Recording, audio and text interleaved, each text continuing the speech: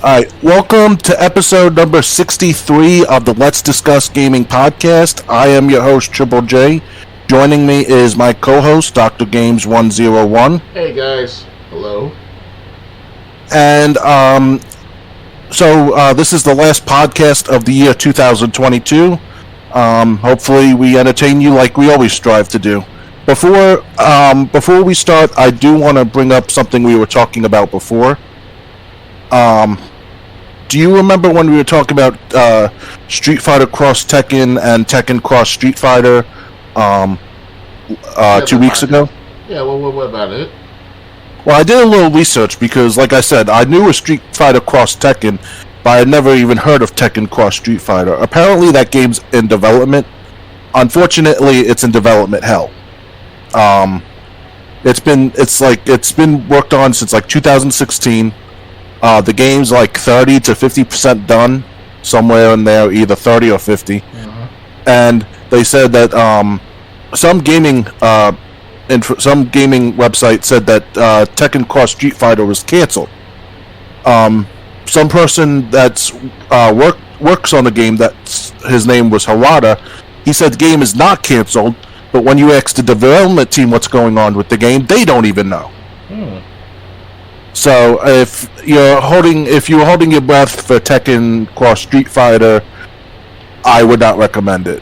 We might even see Tekken 9 and 10 before we see Tekken Cross Street Fighter. Yeah, that's what it's I said. Just I don't think they know what they want to do with the game. I don't know if they want to continue it and release it, or it's not officially canceled, but like that one person said who knows the development team, the development team doesn't even know what's going on with the game. Well, like I said in the previous podcast too, Triple J, it's not only the development, also the fact that they take their sweet time with it, because there's so many games been coming out of fighting games, from Virtua Fighter 5, Soul Calibur 6, Tekken 7, Street Fighter X Tekken, etc., etc. So this is just on the back burner for the time being. So that's what I was trying to explain in the previous. All right. Well, I'm just saying I did a little research, and from what I heard, it's questionable if it's even going to come out. I mean, we hear about games like Prince of Persia being put on hold for years, without any guarantee that it'll come out. Mm-hmm. Ready to move on to tonight's stories, though? Well, I just wanted to say too, Triple J, nothing's for certain. I mean, like I said, back in 2011, some guy talked to me directly in the YouTube comments. And he said to me that they're like 2% done. This is back in 2011, 2012. So now you're saying they're 30% done with that, not 50% done. And like I said, it's all about the timing of the fighting games still coming out. Tekken 8 is coming out next year, technically next for 2023. So it's all a matter of time we see what's going on, what happened. That's all. Yeah, exactly. Ready to start with tonight's stories, though? Oh yeah, definitely. All right. First story coming up. Let me move this so people can see. Alright, first story coming up. Star Wars Dark Forces looks fantastic in 2022. The 1.0 release of a rebuilt engine gives a classic a new lease on life. We have this on record, I know, but in case anyone needs reminding, Dark Forces is the best Star Wars game ever made. And it might not be the best video game made using the Star Wars license, but it is the most Star Warsy. So it is very cool seeing the game given a fresh coat of paint thanks to the work of a dedicated fan. Inkius DXL has spent the last few years working on the Force engine, an effort to reverse engineer and rebuild the Jedi engine for modern systems and the games that use that engine. It is now at version 1.0, ready for download, and to celebrate, this trailer has been released showing off some of the improvements we can expect to a game that was first released in 1995. To get more specific, the Force engine lets us play the same old Dark Forces, but with loads of modern improvements and touches, like proper widescreen support, higher resolutions, and most excitingly, full mouse lock support. The original, like Doom, locked the player's movements to the X and Y axis. Actually, you could look up and down in Dark Forces, but it was on page up and down, and incredibly awkward to use. There's also a modern save system, a proper aiming reticle, and integrated support for mods. Indeed, about the only change here that goes beyond cosmetic or quality of life improvements are some tweaks to Boba Fett's AI, though that and everything else can be switched off if you want to play the game as 1995 intended.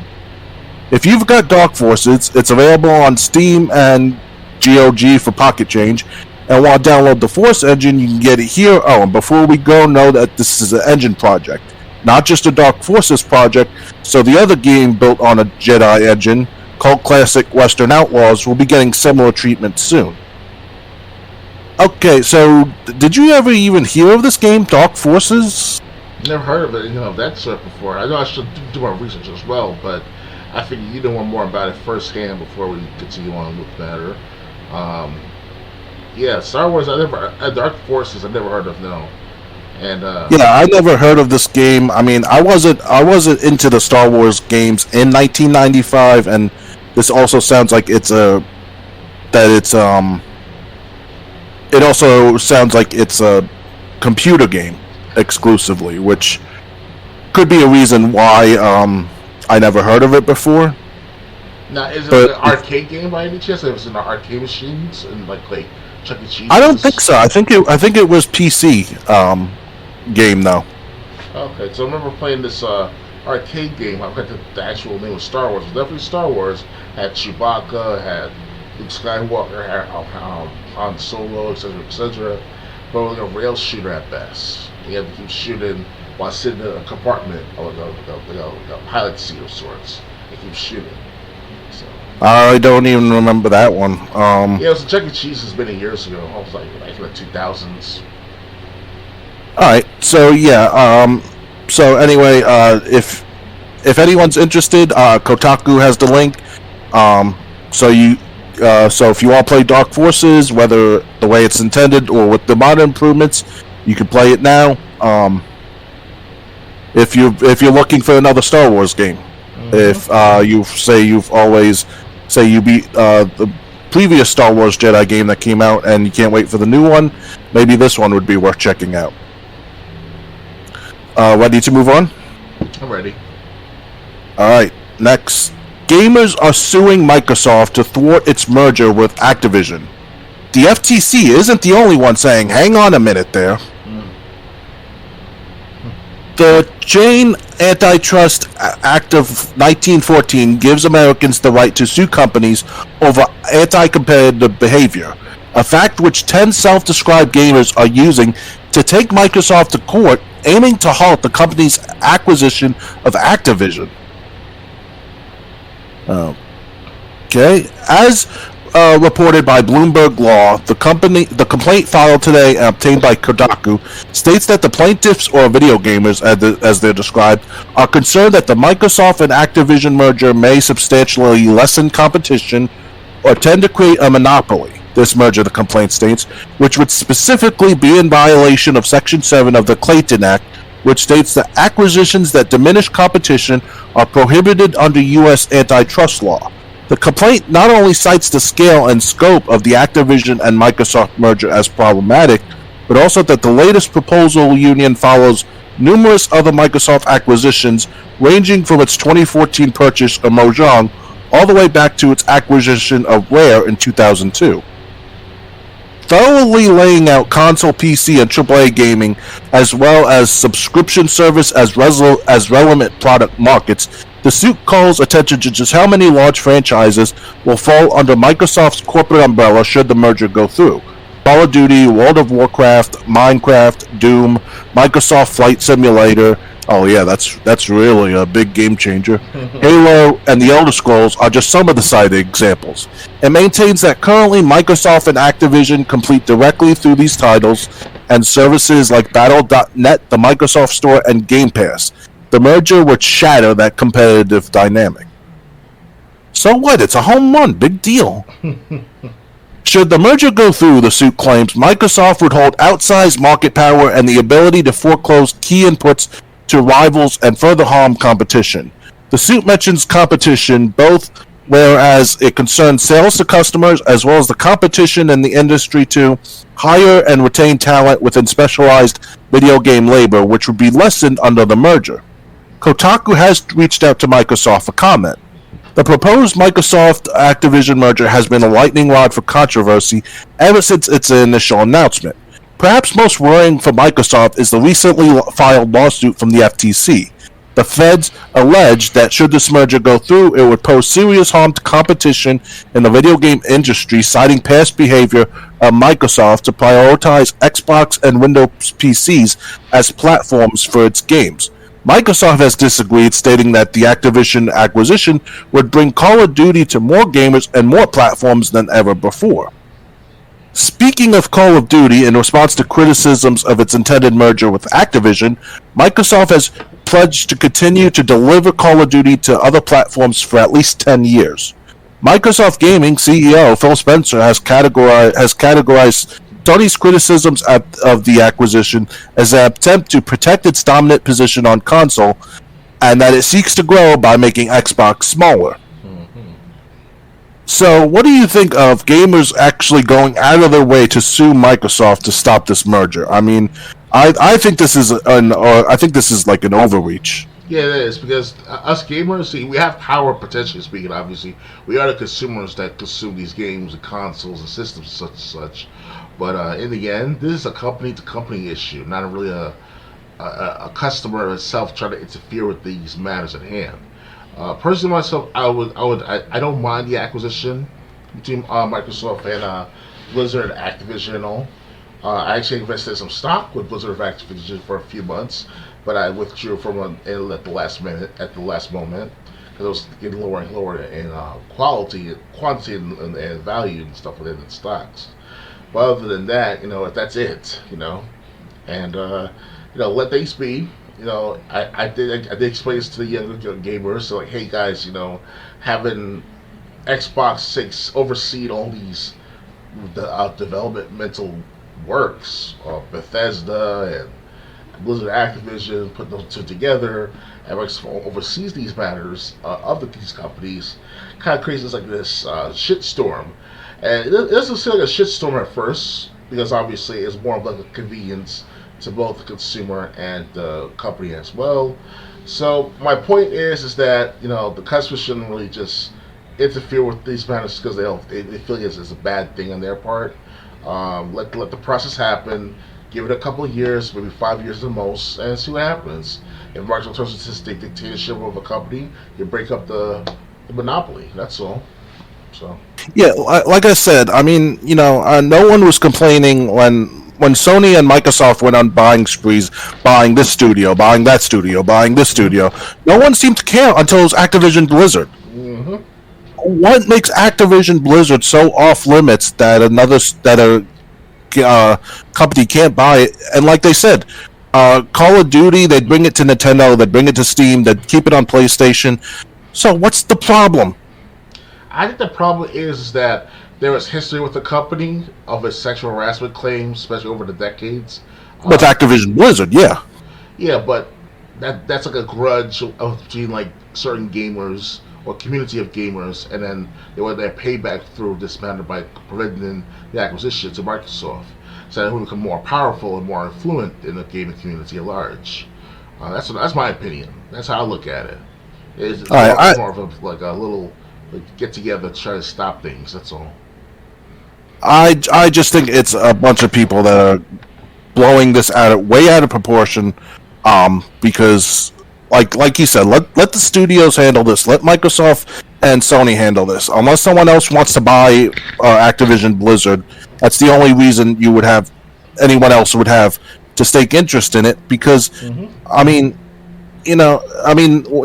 one was complaining when Sony and Microsoft were buying other studios. Oh yeah.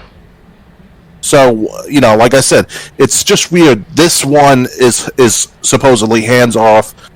And the thing is, with what Phil Spencer has promised or said he wants to do, it sounds good for more people to get Call of Duty, not less. So, the argument that it's going to become a monopoly, should we really go over what Sony owns and see, and do a comparison? I mean, yeah, Microsoft also owns Halo because they created it.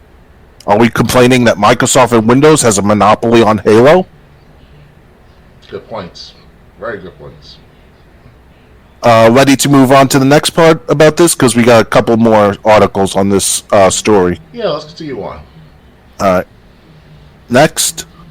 75% of UK public comments support Microsoft acquisition of Activision. Most were broadly in favor of the merger. As the UK's Competition and Markets Authority continues to assess Microsoft's acquisition of Activision Blizzard, public sentiment appears to be on Microsoft's side, with around 75% of public comments pro-merger. The CMA invited the public to share their thoughts on the Microsoft Activision Blizzard merger as part of its inquiry into the pending acquisition. The CMA revealed that it received over 2,100 emails during this phase and that around three-quarters were broadly in favor of the merger and around a quarter were broadly against the merger. Among the responses the CMA received and shared as part of its briefing included views such as Sony and Nintendo are stronger than Microsoft in console gaming, and the merger will help Microsoft compete more closely against them. And the merger is a reaction to Sony's business model for PlayStation, which has historically involved securing exclusive content or early access to popular cross-platform gaming franchises such as Final Fantasy and Silent Hill. Views from those against the merger included responses such as Microsoft is already dominant in PC operating systems, and this merger is an attempt to gain a similar position in gaming, and this would be the largest merger in gaming history, paving the way for potential string of future acquisitions of publishers such as Take-Two, EA, Ubisoft, hereby increasing concentration in the market. The UK opened up its investigation to public opinion in October after completing the first two phases of its investigation into the Microsoft Activision merger. The CMA plans to keep gathering evidence and publish provisional findings before a final report, which is still months away. Meanwhile, the deal continues to be under scrutiny as the US FTC announced its plans to sue to block the acquisition, calling the deal harmful to competition in high-performance gaming consoles and subscriptions. So, the United Kingdom, the people who responded, most three-quarters said they're in favor of this merger actually happening. I see. Wow. I think we can agree. We really don't care. But the thing is, I will say, if this merger does not happen, if this acquisition of Activision Blizzard does not happen, and Microsoft cannot own it, do not come to me when Sony wants to buy it and say, "Oh, they should have the right to buy it." Oh yeah. Because that would be ridiculous. And like I said, everyone's saying they know what Phil Spencer's going to do, but how many of those people read his comments and are actually listening to what he says? Yeah. They mentioned Ubisoft, Take-Two, EA. Unless those companies start getting in trouble financially, they're not going to sell to anyone. Yeah, and we know that Sony, this is what I'm hearing too in some gaming circles, Sony's considered to be like a backstabber when it comes down to business deals. So one time, like, you work with Sony, everything works well at first, but all of a sudden when things hit the fan, now Sony wants to either back out or backstab you with another renegotiation or cutthroat in, and then you're left with short to sell with their products or their services or both. That's what I hear about Sony. So Microsoft, on the other hand, of course they have their own little business practices, but it's nothing like devastating the overall economy or the overall finances of the gaming community at large. So it's either do or don't, do or die. It's just, that's all it is right now. And the United Kingdom spoke their word, and the United Kingdom has their own what's called the ratings board, PEGI, and we have our ESRB here in the United States. So we are gamers who are at least trying to contribute somehow, some way, other means and ends, and that's it. It is what it is, right? So give it some time, give it 5 years, see what happens with Microsoft, Activision, and Blizzard. So. Yeah. So that's what. So we know what the UK public thinks. At least the ones that responded back. Mm-hmm. We know what some people think that are suing Microsoft. let's find out what the FTC is saying, because that's our final part on this story surrounding the acquisition. Microsoft says, oh no, actually this is different. Microsoft says the FTC violates the Constitution by blocking Activision Blizzard acquisition. Microsoft's road to acquire Activision Blizzard has been a rocky one, to say the least. The most recent and significant roadblock comes from the American Federal Trade Commission, which filed a lawsuit a few weeks ago to prevent the deal from going through. Now, Microsoft has fired back with a response saying the FTC is violating their Fifth Amendment rights to due process. The full document claims that the deal should be allowed to go through for several other reasons as well, stating that Xbox and Activision Blizzard are just two of hundreds of game publishers. This claims that the FTC violates the Constitution are listed on page 34 and are just a handful of defenses against the lawsuit in a list of 24.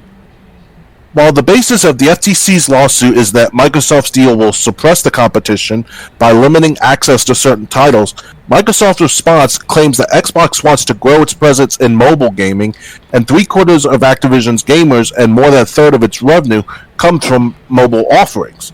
The FTC does not appear to be concerned with this. Their complaint excludes mobile gaming as a relevant market, and instead focuses on the fact that Microsoft will own one of the largest game franchises in the world, Call of Duty.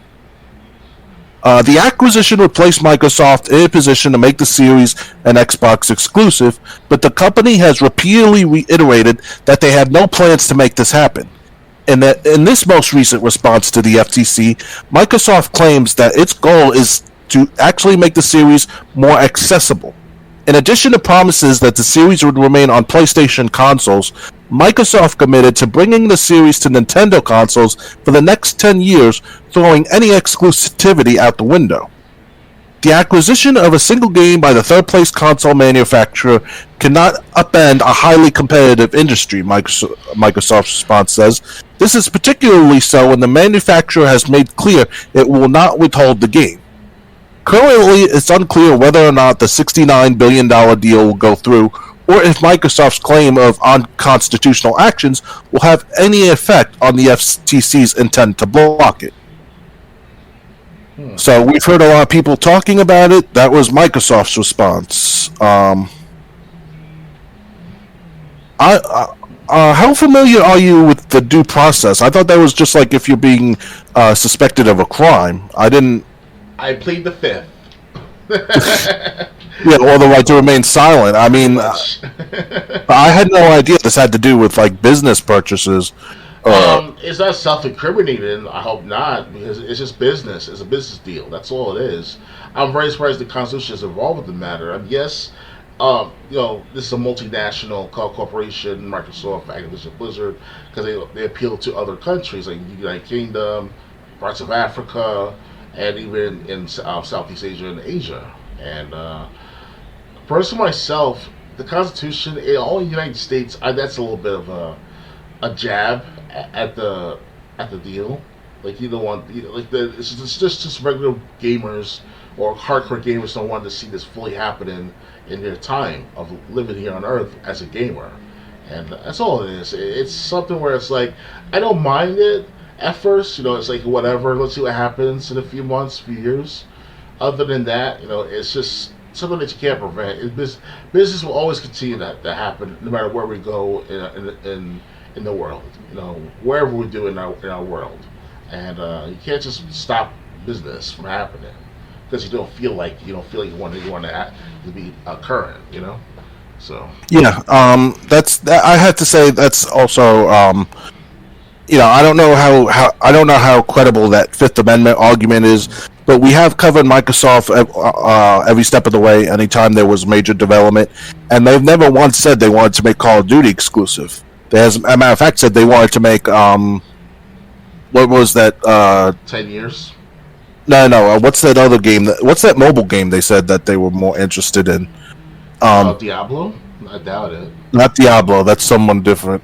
Oh, I can't think of it. It's under Activision Blizzard. They said they wanted to make World of Warcraft. World of Warcraft. Well, they said they wanted to make whatever it is. They said they wanted to make they were more interested in the mobile game, and no company has complained about that. And like I said, if they should. They said they were offering to give Call of Duty to any console that wants it. So it's kind of like we're spinning the wheels. It's and like you said, give them a chance. But now I've been defending Microsoft. Now we have an actual response that I just read from them. So, anything else to add, or ready to move on? Yeah, like because of the Constitution, that's more of like a governmental matter than a business matter. So yes, I'm sure there are laws in the books in public law, for example, that helps reinforce integrity in business for how many centuries, just the 1700s.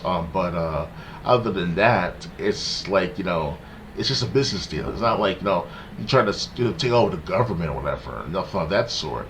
So I don't know what to say much about that. So. This isn't the first time FTC overstepped its bounds. I remember when they wanted to sue YouTube creators for if they were wrong about whether or not their video was made for kids. COPPA thing. Mm-hmm. That COPPA thing. Although Google is just as much to blame. So, ready to move on, or? Yeah, let's continue forward. All right. Next. Let me cross that out. Alright. Next. TMNT, the Cowabunga Collection patch, adds online co-op to SNES Turtles in Time. Ooh. Teenage Mutant Ninja Turtles, the Cowabunga Collection, just got its first big update, and it brings a host of fan-requested features. Most notably, TMNT 4, Turtles in Time for Super Nintendo, now supports online multiplayer. The patch also improves online modes across the board. Adds new tips to some strategy guides, customizable button mapping, and more screen filters for the Game Boy titles. Developer Digital Eclipse also promises that TMNT 3, the Manhattan Project, will receive online play in a future update. Check out the full patch notes below. So this is everything that that the new patch brought. The home menu icon has changed to the picture of the box art on Switch. PS4 arcade controller is now supported. PS4 joystick support has now been implemented for PlayStation 5. Xbox arcade stick is now supported. Xbox joystick has now been implemented for the Xbox One and the Xbox Series. When creating an online lobby, the player can now set the lobby size for the two arcade games. Hosts can limit it to 2, 3, or 4 players. When creating an online lobby, the player can now set the frame delay to automatic. When this is set, the input lag adjusts according to the numbers of players. A new enhancement added to SNES and Super Famicom TMNT Tournament Fighters. Ultimate attacks can now be enabled in story mode, or disabled if you don't want them.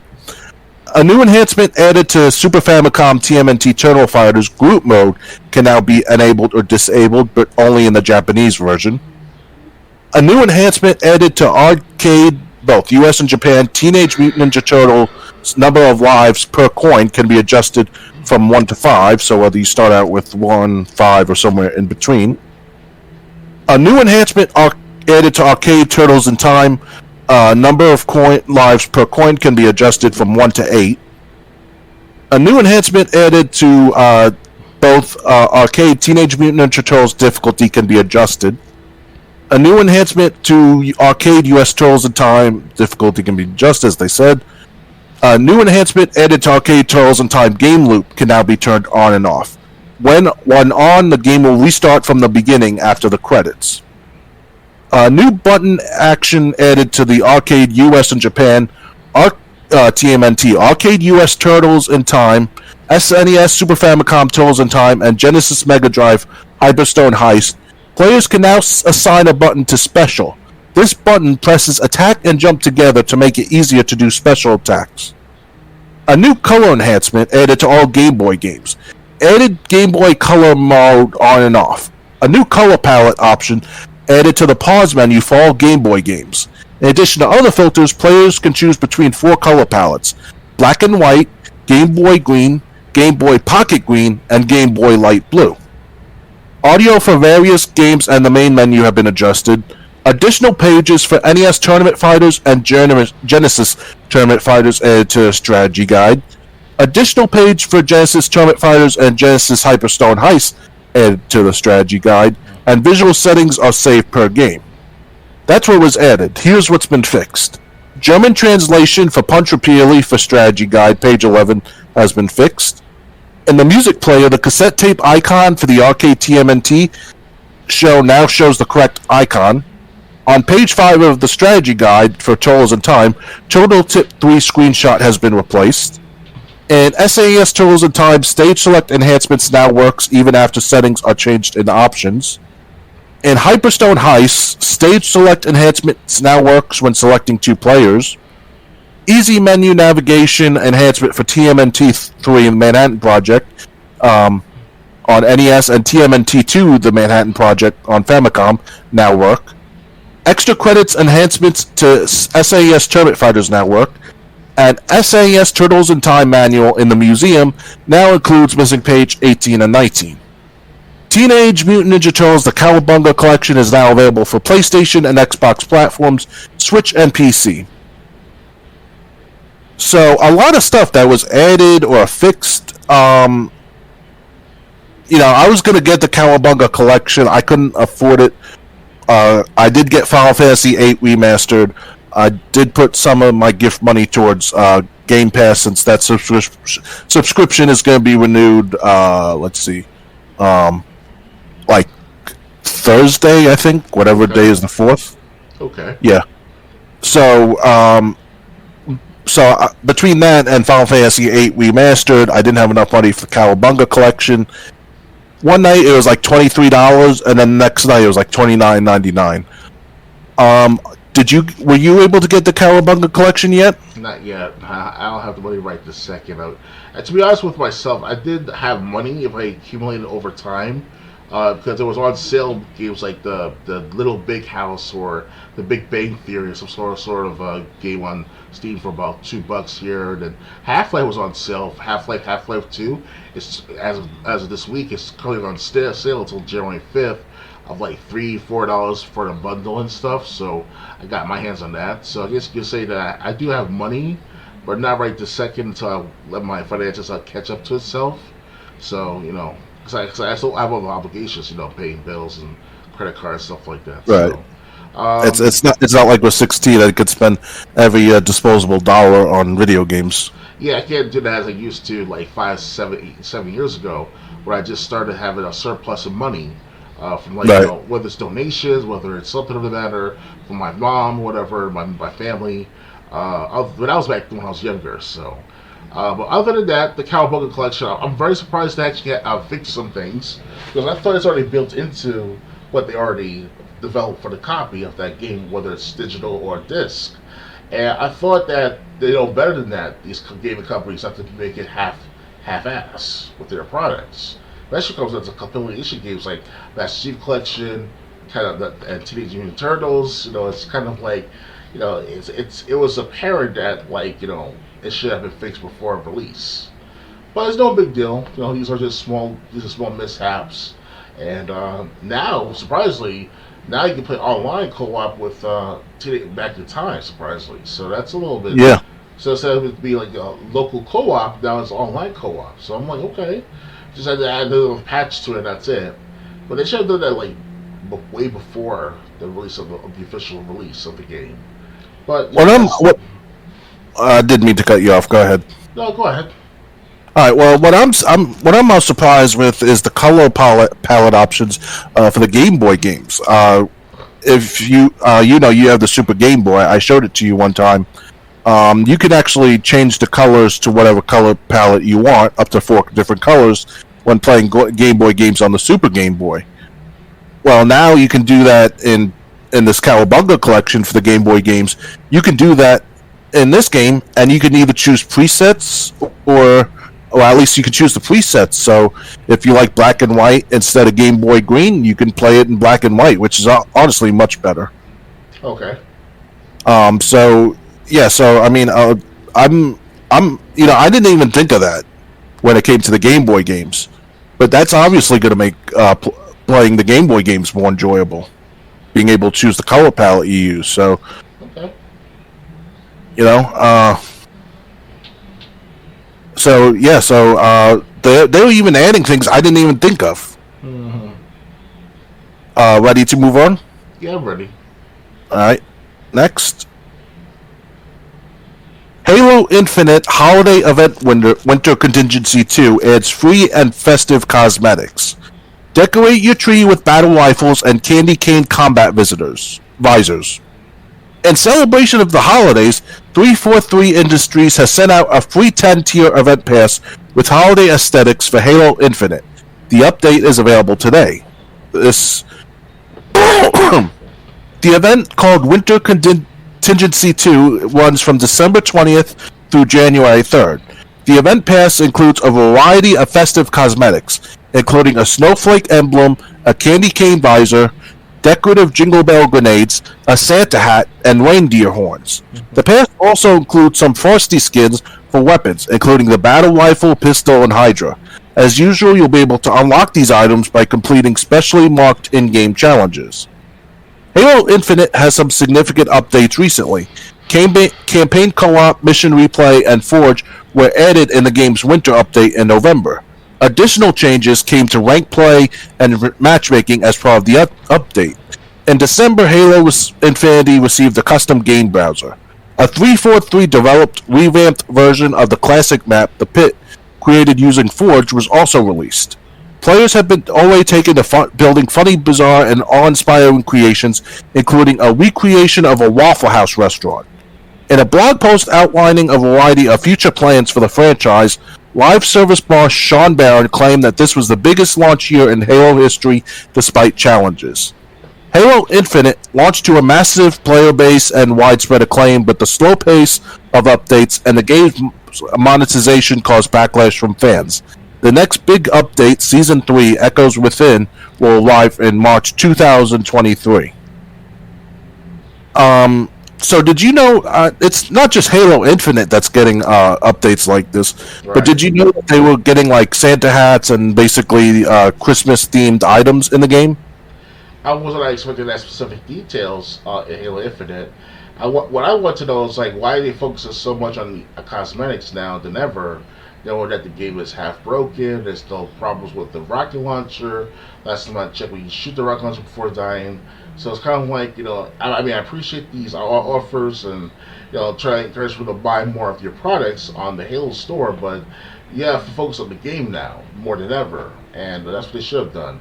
Because I will admit this, though, I barely played Halo Infinite for the last month now, and I usually play like once every few days, not even. And I'm like, wow, it's like 2 or 3 days later, I haven't played Halo Infinite yet. Oh, at least the last time I played it was 2 or 3 days ago. I used to play it every day for about an hour or two a day. That was like an hour at most an hour at a time I play Halo Infinite. Because it's very repetitive. There's no content, there's no essence there like it used to be with the Master Chief Collection. And so they made a mistake of prioritizing that stuff. So I'm not going to give them praise, 343, on this matter. I really am not. So. Okay. I just wanted to say I was on Twitch not too long ago. It was the last time I played The Division 2. I forget exactly when that was. It was earlier this month in December. And they had a new update. I didn't get it.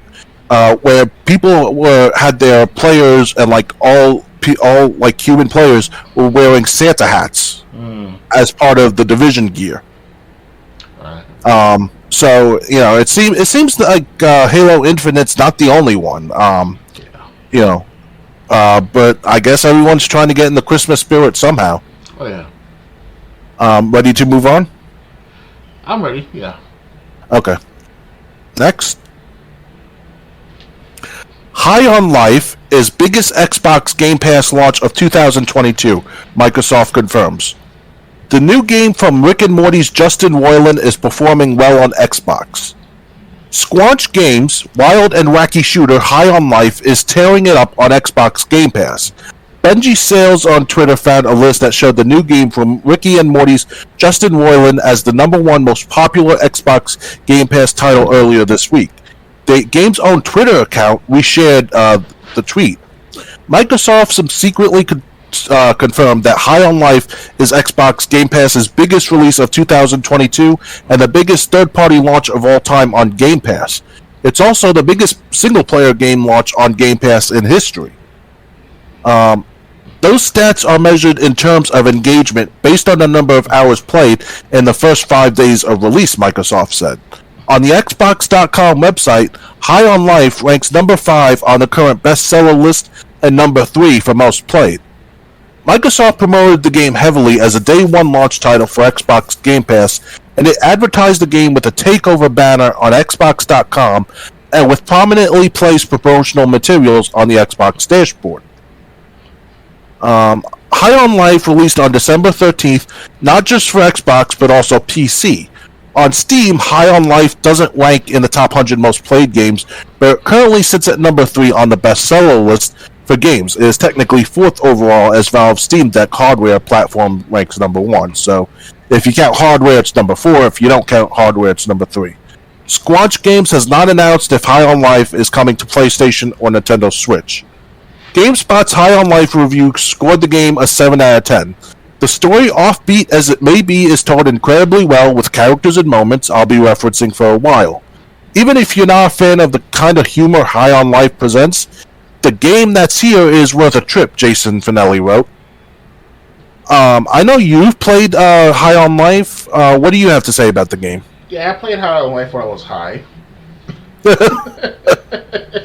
I really did, and I was laughing my ass off within the first, I would say, 5 minutes of recording, because I was confused at first. Like, I thought I was playing High on Life at first, but not really at the same time. But then you start to see these or hear these gestures where it's like, oh, guy, oh, your divorce lawyer's here. He wants to help you break up with your ex-wife and shit like that. Like, wait a second, am I playing the game or I'm listening to a dialogue? You know? And I realized that after playing that, I was like, oh, okay, now the real thing starts. So, you know, you have to see what I'm talking about after playing it for the first 10 minutes. And it was all right, you know. There's a feature where if you pause the video game, I heard. I never did this personally myself. It's during at the time at the right moment to do it. You have to pause a certain part of the game where they'll react to your pause of the game, surprisingly. Like, that's very rare in most games in the history of gaming. The pause and the like an actual reaction by the same character, by the character of that gun or the character or whoever. So it's it's a good experience. I still play it. Whenever I get a chance, I'll try to play more of it if I have time. You know. Alright, I never played it myself. I have to admit I haven't watched your gameplay yet.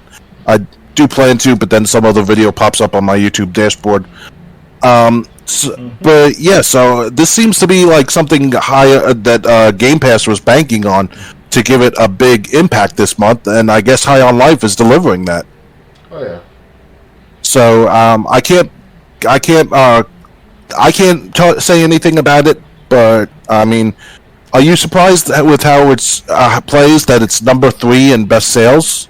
Yeah, that's surprising because it's a game. It's not really the best game, but it's still funny here and there, especially if you explore, you know, try some wacky procedure or whatever with the game, like try to go other parts of the map, pause the game at the right moments, you aim, shoot, and see what happens, you know, that type of stuff. So it depends on the timing and also when and where to see these antics happening. So. Okay. Yeah, so I guess I'll check it out. I'll definitely check out your video either later tonight or tomorrow. Definitely. But yeah, so High on Life has apparently been successful on Game Pass so far. Yes, indeed. Ready to move on? Yeah, I'm ready. Alright. Next. You can move your Ubisoft games you bought on Stadia to Ubisoft Connect for free. If you play games on Stadia via Ubisoft Plus, you also get compensating bonuses. If you own any Ubisoft games on Stadia, you will receive Ubisoft Connect copies of them at no additional cost. This will happen automatically if you have linked your Ubisoft account to Stadia. If you haven't already, you'll need to do that before Stadia shuts down on January 18th, 2023 in order to receive your games. It's important to note that in-game currency will not transfer to Ubisoft Connect, but any items you purchase will, if the game in question has cross-progression. You can check out a fact from Ubisoft for more details on what exactly will transfer. If you subscribe to Ubisoft Plus multi-access through Stadia, you'll get an email with instructions on how to sign up directly on the Ubisoft website. You'll also receive a voucher for a free month of Ubisoft Plus. If you're in the US, you could continue streaming Ubisoft Plus through Amazon Luna. If you're outside the US, you'll get a discount for 6 months of Ubisoft Plus. Multi-access. Every Ubisoft customer on Stadia, whether a subscriber or an owner of games, will get a coupon code for 1 free month of GoForce Now Priority membership. Soon after the death of the cloud gaming service was announced, Ubisoft joined many other companies in announcing that it had plans to enable players to move their saves and progress from Stadia. You can check out the full details on the Ubisoft website. The service will shut down on January 18, 2023. Are you surprised that these game companies are trying to soften the blow from Stadia shutting down by saying, hey, if you progressed in our games, as long as you link your account to our website before it shuts down, you won't lose your games or progress? That's a good move on these companies' part. They're trying to maintain their audience or their retention of people's progress through their gaming company site, so that's not bad. I mean, Ubisoft Connect I'm not really a big fan of as far as like connecting my account there every time I want to play, let's say, Assassin's Creed or perhaps a Rayman game, that type of stuff. So it's like, it is what it is. Child of Light included. You want to include that game as well. But I don't think that even updated on the Xbox One for the Child of Light and Rayman games, so it's no big deal to me. So as long as my games on either platform still works, that's all I care about.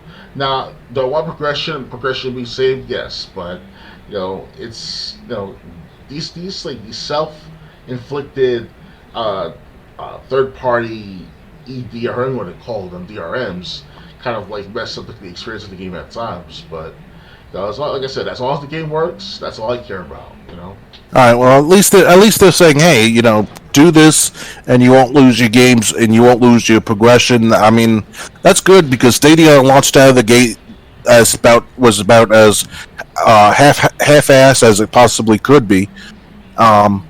Players were going to get hurt in the end. I'm surprised these game companies are stepping up and saying, hey, you want to keep your game, you want to keep your progress, here's a way you can do it. But it's got to be done before Stadia shuts down on January 18th, which gives people about 2.5 weeks if they haven't done it yet. Oh, yeah, that's plenty of time. Yeah. Ready to move on? I just want to say with Google Stadia, like I said, it's a good concept, good on paper as well. It's just that it's too early to broadcast it out there publicly. Give it 10 more years, then it can reinvigorate the system, and then see what happens.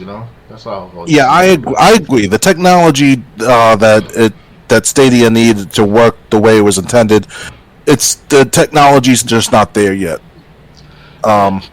Maybe 10, 15 years, maybe when online connections aren't, in most parts of the world, or at least most parts of the U.S., they're pretty good, but, we don't live like in the Midwest or, where internet could be limited. Oh, yeah, definitely. I'm not saying the Midwest is limited. I'm just saying I bet you there are certain neighborhoods somewhere in the Midwest of the U.S. that has better internet capabilities than others. And not to mention also what countries live in too, like China or Australia. Definitely, those nations alone have internet problems, interconnection problems with other countries. So, right, yes. So, So if this is a good thing because people were afraid. Hey, so Stadia shut down. Now I'm going to lose my games. At least if it was an Ubisoft game, here's a way to keep it. Yeah, that's good. Ready to move on? Yeah, let's why not? Let's continue. All right. Next, one of the best Game Pass games is leaving later this month. Actually, that's today. That's not Your time to play The Outer Wilds, The Pedestrian, or Ember on Game Pass is coming to an end. It seems over half a dozen Xbox games, including the beloved open-world mystery game Outer Wilds, will be leaving Game Pass later this month. So if you are a Game Pass subscriber and you have not played Outer Wilds Outer Worlds, Iron Harvest, or Secret Neighbor yet, well, you don't have much time left to do so. You actually got no time left to do so, because it's supposedly leaving today. Every month, new games come to Xbox popular video game subscription service. It's nice if you're a subscriber. Sometimes these new arrivals are announced and teased by Xbox, but other times games will just randomly appear on Game Pass, which is also great, but sometimes a few games get removed from Game Pass every month. And this month, as the year wraps up soon, it seems a few more than usual are shipping out. As first spotted by Pure Xbox, at least 9 Game Pass games are listed under the Leaving Soon section of the app. That seems to imply they are set to be removed later this month, with the unofficial date being set on December 31st, 2022, which is today. Here's the full list. The Outer Wilds will be leaving console and PC. Scarlet... actually, all these will be leaving console and PC except for the last one. The Outer Wilds, Scarlet Nexus, Secret Neighbor, The Pedestrian, one that really affects me, Tropico 6, Ember, Goragora, Immorted Realms, Vampire Wars, and Iron Harvest will be leaving PC. There are some really good games on this list, including the fantastic space adventure Outer Wilds, not to be confused with the other game set in space also on Game Pass, Outer Worlds. I still have to double check if I'm right whenever I write about these two games. I'm also sad to see 2D Puzzler The Pedestrian get removed, as I keep meaning to play that and never did. I'll try and play it before it leaves, but considering how much time I've had to play it before, I'm not counting on it.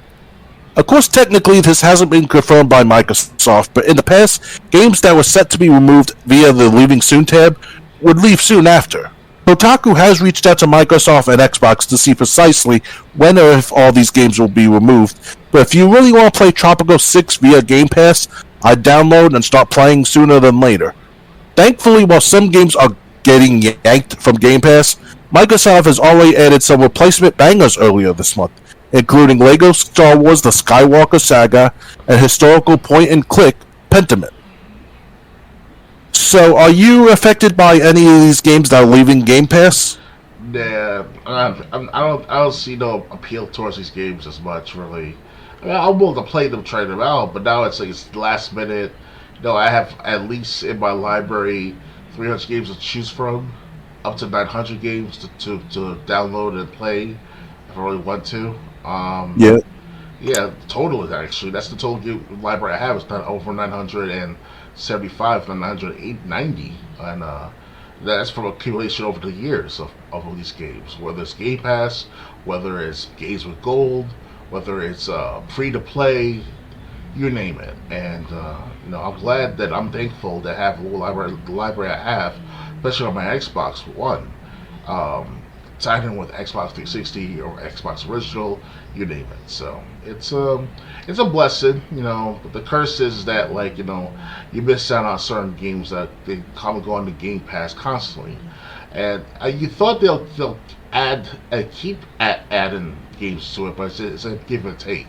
It's to make sure people still buy original copies of these games, no matter what. So kudos to Microsoft. So I have to say.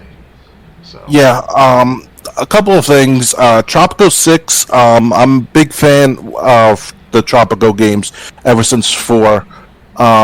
It sucks that Tropico 6 is leaving, but at least I have 4 and 5 on my Xbox One, so I guess I'll be able to play those at least. Because those are mine to own through Games with Gold. Right. So it sucks that Tropico 6 is leaving. I'm surprised Final Fantasy 13 Lightning Returns was not on the list. That was a prediction of mine. Really? If you remember when they took off Final Fantasy 13 in October, on Halloween, then November 30th, they said they were taking out Final Fantasy 13 too. And I said, December, watch out. You'll probably be losing Final Fantasy Lightning Returns. Apparently I was wrong. I'm surprised I was wrong. Yeah, I wanted them to remove Light and Returns rather than the first Final Fantasy 13 game because that's the most important one I want to understand more of. And they know people. Oh yes, I had opportunities to buy it back when I was like what 22, 21 years old on the Xbox 360 and PS3 times. But I was busy working whatever I can to buy whatever I can of games. Now it's like the best time to play Final Fantasy 13. I did play for about 2 hours at most 3 hours, and I was like, oh man, I want to play more of that. I gotta buy the full copy, for $15 if it's ever on sale for less than that. So Yeah, I was gonna put yeah, on my wish list, leave it at that. So yeah. So I mean, I double checked. I did play a lot of Final Fantasy 13. I just hated when I was at a boss and like I was taking too long to beat it. So all of a sudden, this timer would appear, and people were like, "Well, you have to grind and level up so you don't run out that timer." I'm like, there shouldn't be a timer on how long it takes to defeat a boss. oh, there's one on Final Fantasy 7. You go up against the one of the weapons in the underwater level, and Yeah. you have to beat it within 20 minutes or less. And that particular boss has over 500,000 hit points, so you can't fuck with that. You can't. Oh, okay. So the only time you're supposed to do to overbeat that or have no time limit is to go to the old man somewhere in the taverns up above sea level. I forgot which part of it though exactly, but you gotta go to this old man at this slums, whatever, and then he gives you like a special materia, equipped with your character, and with that materia gives you unlimited time to beat the boss. I did that one time, and it took me a while to beat it. Almost, I almost beat it, but after 30 minutes, it was game over for me. Yeah, So, well, I just didn't like it because it just seemed like, I mean, at first there was no timer, and I'd be doing good. All my guys would have, pretty decent health, uh, not maybe full tip top health, but yeah, close enough to it where a potion would be wasted if I used it. oh yeah. Um, and then all of a sudden you just see a 20 minutes in red appear and started counting down, and then even if all my guys are still alive and we're still fighting, all of a sudden that timer counts down to 0, and it's like, I took too long? Really? But you know what? I was willing to. I wish I hadn't gotten rid of Final Fantasy 13 trilogy because I did have the first two games. I don't remember if I had Lightning Returns. I think I did. I still got my copy. Well, so I have to get, but I want to get Final Fantasy 13 back, and this time I'm willing to, grind and level up if it comes down to that boss again. So, it's kind of like I was willing to put up with that, even though I really didn't agree with it at first. But now I have to buy the game since it's no longer on Game Pass. Oh yeah. So you could say the Final Fantasy 13 trilogy, at least the first game, is on my to get list pretty soon. I wish they had Final Fantasy 13 original on for like $10 on sale. So I could afford Yeah, it's if I'm not mistaken, isn't it like $20 on Xbox? Yeah, the original price for is $15 if I remember correctly. Okay, I think I researched it. Wait, I think it was like $12 during the discount. Really? And then, but like I said, I didn't get as much gift money. I got cash also, which you would have to get a gift card. I'd have to pay for a gift card, then redeem the code, which is fine, but just time consuming. And unfortunately, the Xbox game sale is like over, I think, this coming Monday. But some games seem to be ending their sale earlier than that. I see. So yeah, ready to move on? Yeah, I'm ready. Oh, there is one thing I want to bring up before we move on. I almost forgot this. Xbox Game Pass. I don't know if it's Major Nelson who should address this or Phil Spencer, but somebody. For some reason, they're just dropping games on Xbox Game Pass randomly. I'm willing to try out these games. I at least watch a review to see if I think I'll like it before I install it. But how am I supposed to know about these games if you're just dropping them on there randomly? Why can't you at least tell us or put out a press release saying, hey, this, the first half of month X, we're putting out You have to watch the This Week on Xbox every week. That's what Oh, they'll okay. tell you. Because every week there's a program called This Week on Xbox, and it's usually broadcasted on the front page or the homepage of your Xbox console. And if you don't click Okay. onto I'll that look. in a timely fashion, then you gotta wait the next week or two. But you can always watch it on YouTube and see for yourself. So you gotta be very on top of with Xbox, This Week on Xbox. So Okay. yeah. All right.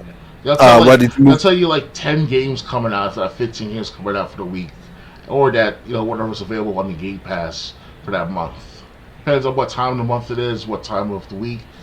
So usually, like, I think it's like Fridays or Saturdays have a new release of This Week at Xbox episode, and we did that for years, my friends. So you gotta stay on top of it. That's all. Okay.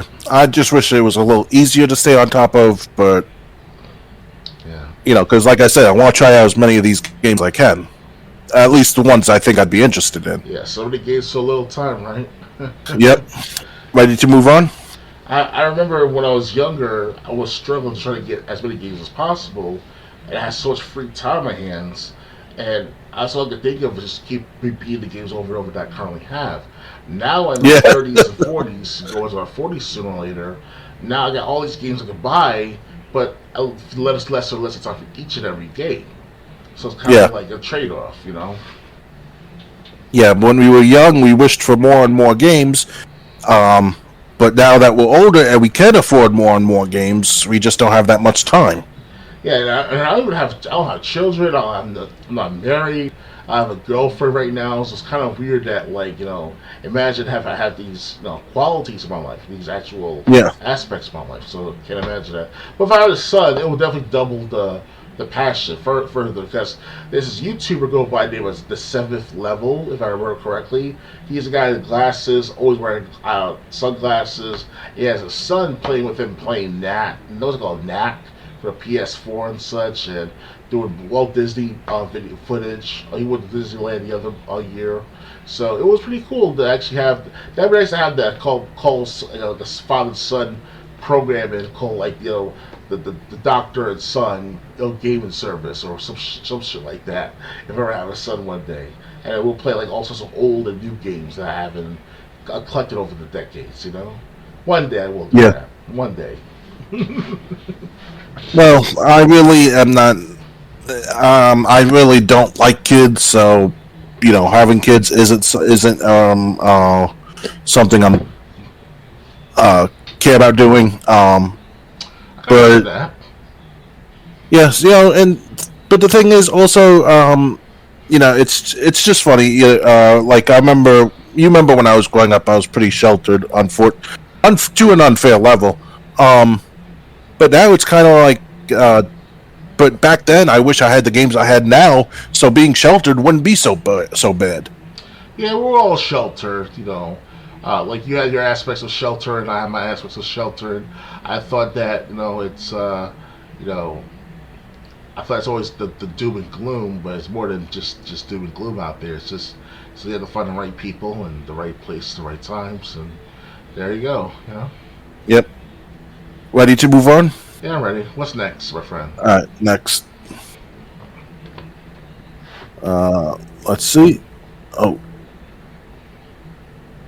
hold on. Just let me go back to it. Oh, from something about Square Enix. Square Enix abandons its Chocobo racing game just 9 months after launch. The Mario Kart-like racer will remain playable for the foreseeable future, but don't expect any more updates. A game not included on our list of major 2022 games that died this year was Square Enix's kart racer, Chocobo GP. There's a reason for that, as it will remain playable for the foreseeable future. However, as Square Enix announced on December 21st, the game is effectively dead, now since no further large-scale updates are coming anytime soon. Rest in peace. Chocobo GP is the sequel to Square Enix's 1999 speedster Chocobo Racing. Another entry plan for the Nintendo 3DS, codenamed Chocobo Racing 3D, was announced at E3 2010, but quickly cancelled before it ever seeing the light of day. Kokobo GP, which launched on March 10th, 2022 for Nintendo Switch, was a surprising return for the long-dormant franchise that drew ire from fans for its grindy mechanics and expensive battle pass. There is now maybe it's not so surprising turn of events. Square Enix has ended support for Kokobo GP just 9 months after the game's launch. It wasn't even a year old yet, but an important notice on the game's website, the publisher said there will be no further large-scale updates, like new characters or new maps, added to Kokobo GP after the Season 5 update on Wednesday, December 21st. Rankings will continue without the use of the Battle Pass, called Prize Pass in the game, but you can no longer buy the premium in-game currency Mithril from the Nintendo eShop. The in-game shop you'll use said Mithril, along with any unspent Mithril points you have, will vanish entirely from Kokobo GP on January 6th. Furthermore, new items will continue to be added to the Mithril shop during Season 5 as before, but the same items may also be added to the ticket or guild shops at the same time and become available to obtain without spending Mithril, Square Enix said. Items originally sold in the Mithril shop during the Season 1 to Season 4 periods may also be added to the ticket or guild shops. We hope you continue to enjoy Kokobo GP. Kotaku reached out to Square Enix for comment. Square Enix didn't provide a cause or explanation for its unceremoniously ending support for the Mario Kart-like racer. Maybe allocating resources to the game proved untenable, or developer Attica is focusing its attention somewhere else. It's hard to say, but regardless, you will still be able to play Kokobo GP until it's taken offline, whenever that happens. So, what do you think of the Mario Kart competitor being basically abandoned 9 months after launch? I'm not trying to correct you too much, but I think it's called Chocobo, not Kokobo. Oh, Chocobo. Yes, Okay. yeah, so the Chocobo Racing. I've heard good things about good projects, Final Fantasy projects that were enticed and been running very well at first. First Class Soldier was one of them. Now that could be shut down next month. Technically speaking, next month. And now Chocobo Race, I'm hearing it's gonna be like a dead in the water. So that sucks. Yeah. You know, it's all these projects, especially First Class Soldier. I've always wanted to play it on the mobile game. I didn't have the proper mobile device for it, and they knew people could afford iPhones in order to play these graphical like games. You know, you have to make accommodations for these matters. So, you know, people are not going to spend $1,000 on a smartphone just to play a mobile game that has the graphics of that of PS4 or even PS3, at least that. So, I'm not saying that a person myself don't want to spend that kind of money. It's just that, you know, it's why. I mean, it's just a mobile game. I mean, I'm always on the go with my mobile phone, obviously, and the only thing I do with my mobile phone is check on stats of like the stock markets, or perhaps play a Pac-Man game maybe. Look at my old small flip phone, and that's about it. No, I'll move on. But the Chocobo Racing, yeah, they try to expand it to the console edition, and try to do a multi platform type of format, and now maintain its relevancy among the gaming community. But Square Enix, I believe, did flub that, so they just try to focus too much on the mobile aspect of it rather than just the general gaming. So, yeah, it's just ridiculous. I mean, they put out a game, and then 9 months after launch, they're saying this is too much. Although they've had 5 season updates, how do you go through 5 seasons in 9 months? Oh yeah. It seems like they were just wanting to get the updates out there. So Chocobo GP instead of Kokobo GP. Yeah, it's if you enjoy playing it, play it now, but don't expect anything new. Apparently, it's going to be a game that's dead in the water, but still playable at least until it's taken offline. Ready to move on? Yeah, ready. All right, next. Fans discover Half-Life 2 corpse has actual dead human's face. It seems Valve just pasted a real photo of a dead, disfigured corpse onto a Half-Life 2 model. If you played Half-Life 2 or Source Engine mods, you've likely seen the in-game model Corpse01.mdl. The burnt corpse appears multiple times in Half-Life 2 sewers and other parts of the game, and modders often use it in fan projects. All is well, yes? Well, it was until recently when fans noticed that the game's creepy-looking corpse has the face of an actual dead man on it.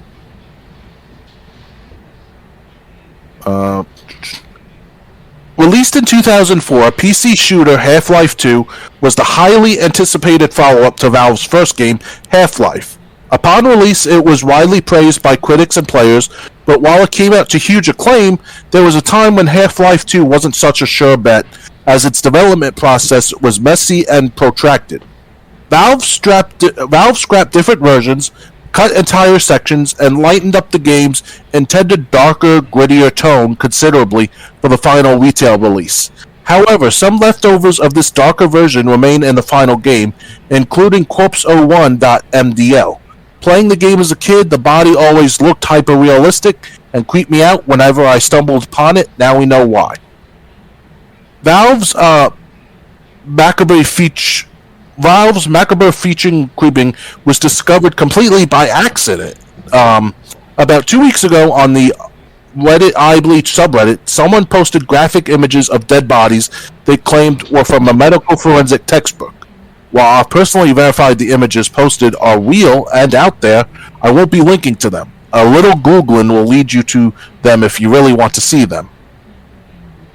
In the comments on that post, someone pointed out that one of the images showing a burned corpse looked identical to the Corpse 101 model from Half-Life 2. Another post picked up the thread, and people quickly began comparing the images to the art in the game. Sure enough, they look identical. The only change appears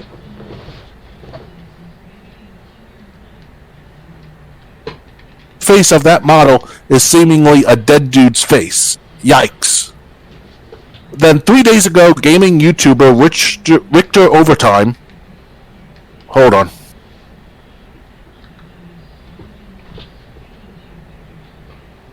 Okay, I think I was disconnected from Twitch. No, it doesn't say it was. I only hear for the first few seconds, though. Okay, can you hear me now? Loud and clear, yeah. Alright. Sorry for a couple of seconds, that's all. Oh, okay. Then 3 days ago, gaming YouTuber Richter Overtime uploaded a short and concise video detailing the history of the corpse and its connection to the image, and this seemed to take the story fully mainstream, with folks tweeting about it and sharing it more wildly online. As you might expect, a lot of Half-Life fans were freaked out to learn that they have been looking at a real corpse for the past 2 decades. One modder has already created a new model to replace the old one for folks who feel uncomfortable leaving the original dead face in Half-Life 2. Kotaku has reached out to Valve about the corpse to verify its origins and to ask if the company has any plans to change it with a future patch. Personally, I'm not sure this is a thing that should be in a video game. It seems to me like it might be time to remove this model and replace it with an image of anything but an actual burnt human corpse. So what do you think of this? That the corpse of a corpse in Half-Life 2 had the actual face of someone who was actually dead. That partially surprised me at first because I never played Half-Life games yet until as of this moment, because I just bought the Half-Life 2 bundle. That was on sale for about at most $5 per copy. So Half-Life had their own expansions, while Half-Life 2 had Episode 1, Episode 2, and I did not know much about these details until recently. So this is something new to me altogether. Well, this is new to everyone. This just came out 2 weeks ago. People just started noticing it 2 weeks ago. Yeah, after 15 years later, 20 years later, people recognize it. It's like the Metal Gear Solid 5 reveal of when you try to disarm all the nuclear warheads throughout the world in the game of Metal Gear Solid 5. That was something new right there for people to see too. So it took them 5 years later. It was as 2 years ago they actually broadcast that publicly to YouTube, saying that after 5 years after disarming the nukes, stuff like that. Just as one of those aspects. So, but Half-Life 2, obviously an older game. There's always something going to happen when you play these older games. So it's good. It's an interesting experience on that. So. Yeah. So, I mean, I don't know if Valve is going to go through the trouble of adding a patch for a game that's so old. I doubt it. Yeah, it probably wouldn't. I mean, but you know what? If modders want to do it, let the modders do it, and let Valve focus on whatever they're focusing on right now. It's funny, though, like, games like Halo Infinite didn't have a co-op, built-in split-screen co-op into the game. But there's a glitch you can do it, though. But the company, 343, literally took time out to take that out of its feature, knowing that it was a glitch in the game. So I don't understand these gaming companies, depending on which one you go after, saying that, we want you to have a good experience and all, but they'll take out co-op from the game, knowing that they never put any of that sort in. And it'd be nice to see a co-op, specifically co-op of this Half-Life game one day, if ever. So. Yeah. So I mean, it's just weird that they went through that, but. That was an unnecessary Halo Infinite, but like I said, you know what? Modders are getting on it. Let the modders do it, and let people download that mod if they want. If this really bothers them that much. Mm-hmm. That's my take on it. Ready to move on? Yeah, why not? All right. Just let me check OBS. Okay. Next. We only got about 4 stories left. January PlayStation Plus games include Jedi Fallen Order, Fallout 76, and Axiom Verge 2. Just in time for the new year, Sony has revealed the next batch of free games coming to PlayStation Plus. Star Wars Jedi Fallen Order, Fallout 76, and Axiom Verge 2 will be available to download for all tiers of PlayStation Plus starting Tuesday, January 3rd. PlayStation has not announced the new titles coming to the extra and premium tiers, but says that they'll be announced soon. Okay. Star Wars Jedi Fallen Order is a notable inclusion because its sequel, Jedi Survivor, is set to come out in March. This PlayStation Plus offering is an ideal opportunity for players to check out the first before visiting the second. If you played the game at launch, this is also a chance to check out the updates that introduced upgraded graphics and performance for PS5, as well as updates that added new Journey, Plus, and Challenge modes. You can read our original review here. This is also a friendly reminder to claim December's PlayStation Plus titles, Divine Knockout, Biomutant, and Mass Effect Legendary Edition. They'll all be available until January 3rd, the day the new games are added, so be sure to grab them before that. So, we don't have PlayStation Plus, but we do know at least one of these games, Star Wars Jedi Fallen Order. How do you feel that they're coming to PlayStation Plus for all subscribers? It'll be a good competition between PlayStation and Sony now. PlayStation and Xbox, because Xbox had Jedi Fallen Order. I think it was on Game Pass 1.2, right? Because now it was on sale. That's why I offered it to you as a Christmas gift to you a few days back. I offered the game as well. So it's gonna be interesting, competition in a sense. Friendly competition in my perspective. Personally, myself, I did play Fallen Order for on record. I recorded for about 45 minutes on YouTube, and it was some good. Fallout 76? No, Jedi Fallen Order. Oh, okay. Oh, I did that too for Fallout 76 as well. I did record the Fallout 76 the other month or two. Yeah, the first hour is all right. It's not nothing too extravagant, but it's still all right to play. Just after an hour or two, I heard it was bad. It was bad after that. So, because it's obviously an online game, it lacked the content, it lacked the expectations to maintain that content. So, it's a hit and miss. So. Yeah. So I mean. So if you're a PlayStation Plus subscriber, these games will be available January 3rd. I definitely recommend Star Wars Jedi Fallen Order if you haven't played that yet. But keep in mind that the other games that came out in December are still available for a few more days. So if you hadn't gotten Mass Effect Legendary Edition, I'd definitely pick that up. I see. Anything else to add, or ready to move on? Nah, I don't have nothing else to add right now. We can move on. Alright. Next. Kojima. Metal Gear Solid 2 seemed impossible to release after 9/11. Nearly quit. Hideo Kojima recently discussed the trials of releasing the politically themed Metal Gear Solid 2 Sons of Liberty after the September 11 attacks. Those well-versed in the Metal Gear Solid trivia will know that the original ending for Metal Gear Solid 2 was changed before release. Scenes involving a massive ship crashing into Manhattan Island were a bit too much in a very young post-9/11 world, with images and videos of planes striking the World Trade Center as a constant in the media. In a recent interview, director Hideo Kojima talked about the complicated nature of releasing such a game after a world-changing event and how it nearly drove him to quit Konami. Well, he did end up quitting Konami, to be honest.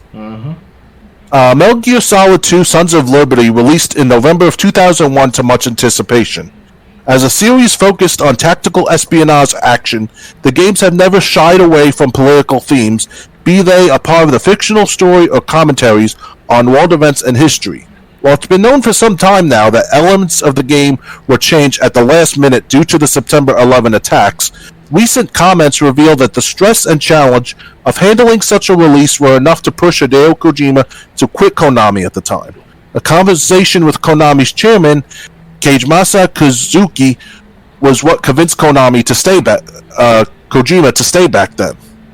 Speaking with Shuka Yamada for IGN, Hideo Kojima described an awkward and tough situation after Metal Gear Solid 2, due to release in the fall of 2001, contained images of the World Trade Center and other sites that were attacked on 9/11.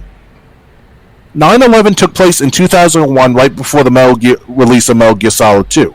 We just sent off the master, but the game featured both the World Trade Center and the Pentagon. It seemed impossible to release the game. I was called to the board of directors and they all turned pale when I explained the situation. Nobody would tell me what to do with the exception of Mr. Kozuki, who tackled the issue. As I thought about what to do, I went to speak with Mr. Kozuki about possibly quitting the company. That's where he told me, when this game comes out and society has their say about it, they'll be talking about you, its creator, and me, the person who sold it. I doubt they'll say anything about anyone else. What will you do? I'm ready for whatever happens. When I heard how far he was willing to go, I made the firm decision that we'd release it together. The rest is history. Metal Gear Solid 2 would go on to receive critical acclaim. The game's tactical stealth gameplay was a dramatic evolution of what came before, and its meta-narrative filled with postmodern themes about digital information, virtual realities, among many others, is still relevant and widely discussed. After Metal Gear Solid 2 shipped, Kojima found himself in the need of recovery. I became completely exhausted, and I always end up in an awful state when I finish making a game, he said. After the first Metal Gear Solid, even after it was done, I wasn't recovering at all and ended up being passed from one hospital to the next. 9/11 and the themes of Metal Gear Solid 2 weren't the only time Kojima would face the need to alter his work.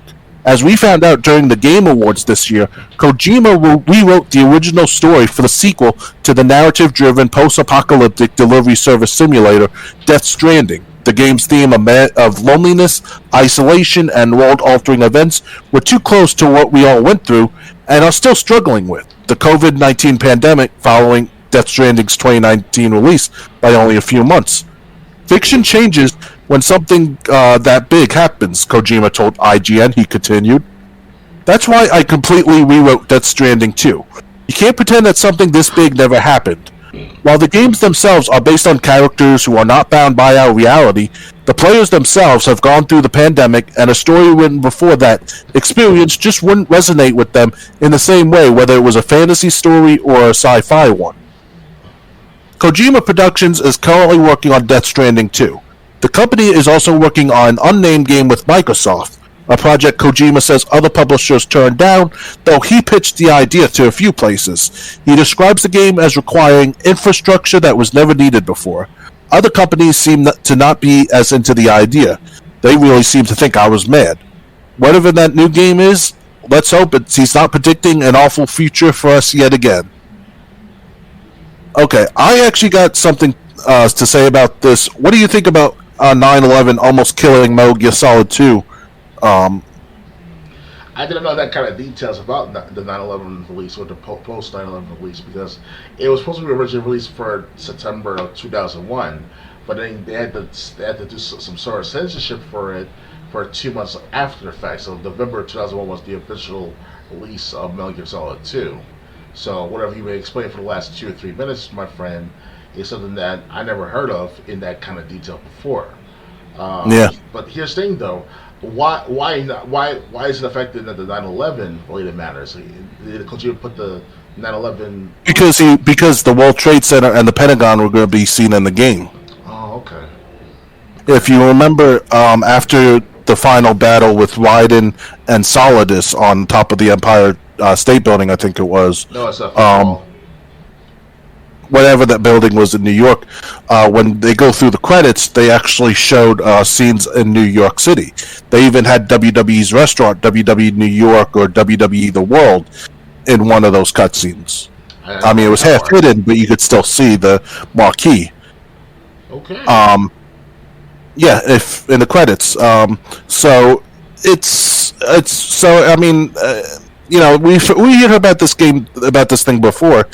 I forgot what the Dreamcast game was, but that had a level resembling the World Trade Center in it called Tower City, and that game got canceled because it was supposed to come out a week after 9/11.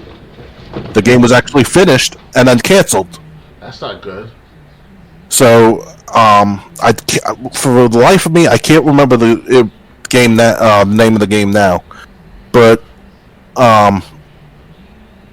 it was Propeller Arena. Okay. A bunch of helicopters shooting down other helicopters. Okay. It's like And level 3 was called Tower City, and it had 2 glass towers in the middle of the level. I was like Thunderstrike, Operation Phoenix, which that came out sometime like a year after 9/11, give or take. So. Yeah, but the thing is about Hideo Kojima, it's amazing what he predicts in these games, and and he's actually more closely to correct than he's not. Mm. I mean, also, if you really want to see something creepy, on YouTube, there's this YouTuber. I think he's called Max Durat. Mm. He says the video. It's like a half hour long in 2 parts. It says the most profound moment in Metal Gear Solid 2. It basically takes the last conversation call between Raiden and the Colonel, and it basically applies it to the world today. Like when the Colonel says, "You humans produce data at an unmanageable rate. We have to create context," and it's like, well, look at Twitter and social media putting the kibosh on stories that didn't like, Oh, yeah. and how stories are called fake news and stuff. This game came out in 2001. How did Hideo Kojima know that's what was gonna that is what he said was gonna happen was gonna happen like 20 years from now? I've actually heard of the YouTuber Dora. I've been listening to him since early as 2015, and he's been telling the truth for years there about Metal Gear Solid, specifically Metal Gear Solid games. So Hideo Kojima, he's one in a million, not one in the billion, because of his creativity, his consistency, his loyalty to his fans and to his staff. Like his work ethic is mwah, like like that, like eating a piece of pie from like first time in New York, type of style, kind of like that almost, because he actually dedicates his work. His work ethic is very positive and very forthcoming, and it's very hard to find that in today's gaming projects as of late. And it's all been taken over by feminism and you're a racist for saying that you don't want this in your game, such and such, so on and so forth.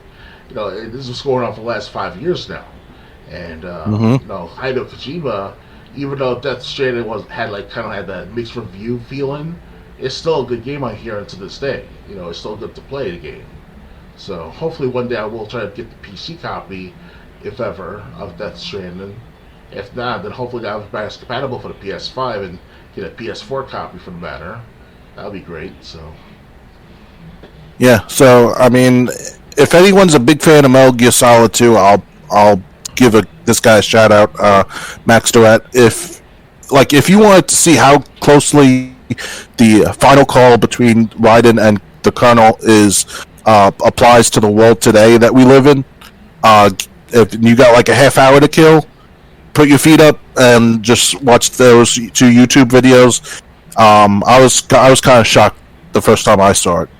well, I saw it as when I was like 14 years old. I was looking at this. I was like, "What the fuck is this shit?" I wasn't insulted by it. I was like curious, like why Hideo Kojima want to put it in that kind of detail while he put it on screen? That subliminal like message. Or as I look at it from a subliminal like perspective, because Metal Gear Solid 2, the game was like anticipated from the first Metal Gear Solid game because I played hours upon hours of the first Metal Gear Solid game.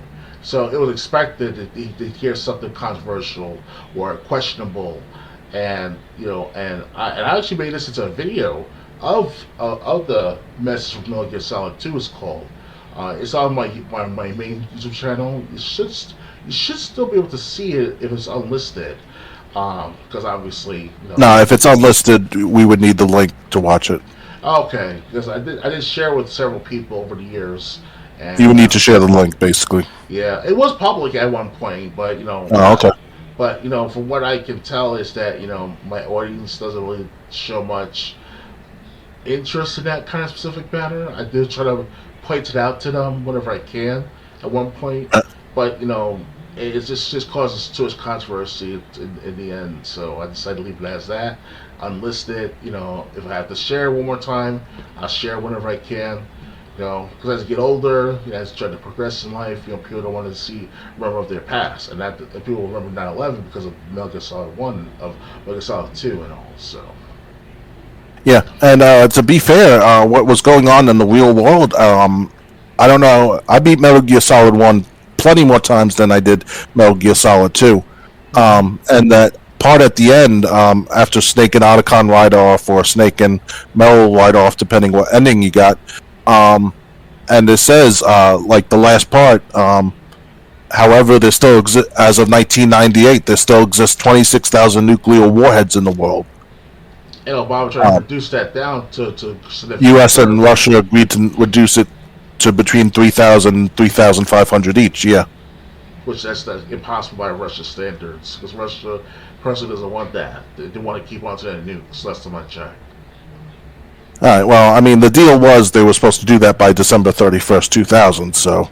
Yeah, and also it was called START, and START 2 was one of the continuations of reducing the nuclear waste, or nuclear weapons, at least that. Yeah, so, yeah, it's a Metal Gear Solid, it's funny, it's a game that's 20 years old, but, we still find out more things about it, whether it's Easter eggs, or whether it's, how closely it relates to real life today.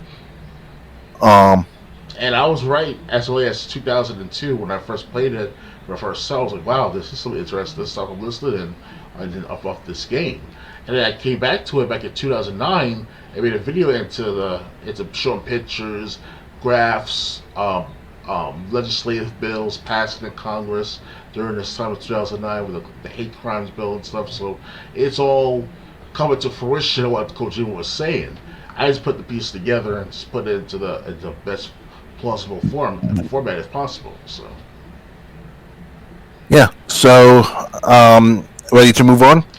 Yeah. And to anyone that wants to see my version of my perspective of Metal Gear Solid 2, you can just send me an email. I'll send you a link to the video playlist if possible. So. Okay. We only got a couple more stories left, so. Sure. Ready when you are. Yep. Okay. Stalker 2, Heart of Chernobyl, returns with a bang in new gameplay trailer. Stalker 2, Heart of Chernobyl is still on track. Hold on. this advertisement out of there. Stalker 2 Heart of Chernobyl is still on track to release sometime next year, and developer GSC Game World has released its first trailer in 6 months, showcasing gameplay with some narrative trappings along the edges. Okay. Courtesy of IGN, the new video shows that Stalker 2 is looking pretty darn good. The narrative-driven shooter is set in the Chernobyl exclusion zone in a post-apocalyptic world laden with dangerous mutated monsters. Players must fight their way to the heart of the zone while stealing the non-linear plot through choice-driven gameplay. Formally confirmed in 2020 after years of start-and-stop announcements, Stalker 2 has had a tumultuous development. After announcing and quickly canceling NFT plans due to fan backlash in December 2021, the project came to a screeching halt in February due to Russia's invasion of Ukraine, where GSC is based. Many employees were forced to evacuate their homes in Kyiv, Ukraine's capital. Other designers chose to defend the city. One of GSC's designers who volunteered to fight, Vladimir Fresh-Yezhov, was recently killed in combat.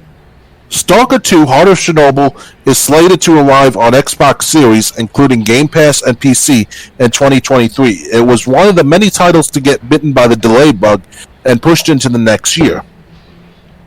So we're gonna play. We're gonna play the trailer and then we'll discuss it. Mm-hmm.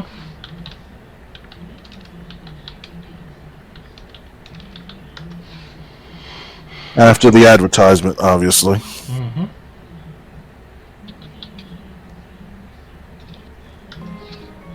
After the advertisement, obviously. Mm-hmm.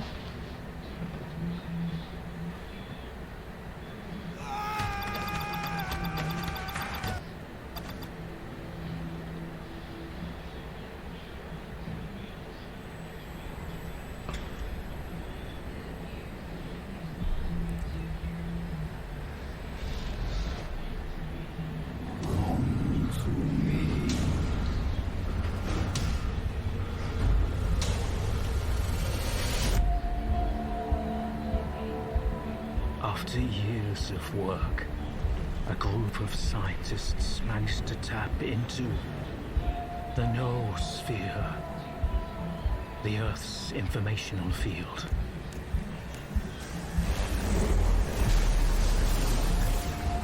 An achievement comparable at best to the conquest of space.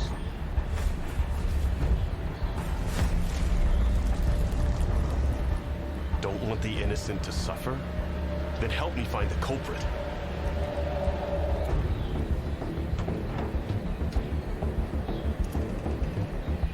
And who the fuck are you? And what do we have a decade later? The Zone, in our image, after our likeness.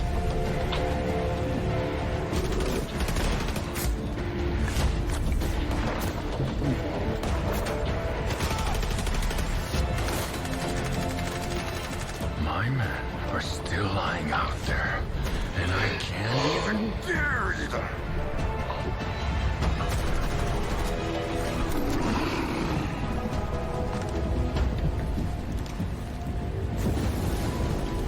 Died in an anomaly. Shot by loners. Found with a stone around his neck. Thrown off a cliff. Torn apart by dogs.